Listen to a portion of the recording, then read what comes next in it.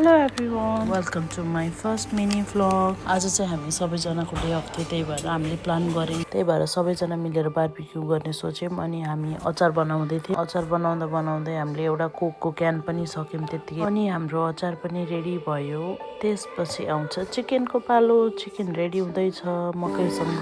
Hand पोल्ने साथीलाई त चिनिसक्नु भयो होला, ऊ चाहिँ हो पिङ्की बहिनी। उसले पनि भन्दैछ म नि पोल्छु नि चिकन भनेर। अब आउँछ पालो धरम भाइको।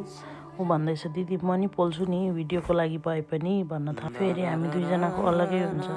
उसलाई भन्दैछु मलाई पनि देऊ न पोल्न भनेर म नि नाटक गर्न थालिहालेँ त्यहाँ भिडियोको लागि चाहिँ। तर यो सबै पोलेको भनेको चाहिँ हाम्रो रातो टी सर्ट लाउने साथीले हो। पालो आउँछ पानी लिएर चियर्स गर्ने। ऊ चाहिँ फेरि पानी खाएर पनि झ्याप हुने भने ऊ नै हो। सबै उता पानी पिउँदै थियो कि म चाहिँ साथीलाई भन्दै थिएँ मलाई देऊ न भनेर भने। दिँदैन पो त। फेरि मैले मन्साकोमा गएर न मलाई दिएन भने। रुक म लिएर आउँछु भने। फेरि त के छ खाइहाले मामले। त्यसपछि मन्साले मकै पाएछ। आफू त खायो हामीलाई पनि खाएर ल नाचौँ न भन्न थाल्यौँ। जिसकेपछि एकैछिन बसौँ न हामी भनेर अनि बस्न थाल्यौँ।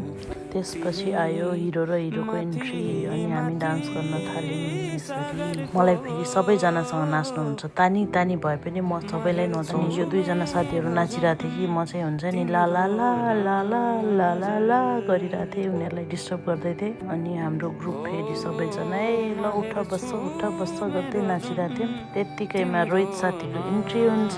ऊ फेरि नाच्नु थालिहाल्यो नि ऊ पनि आफ्नै तालमा।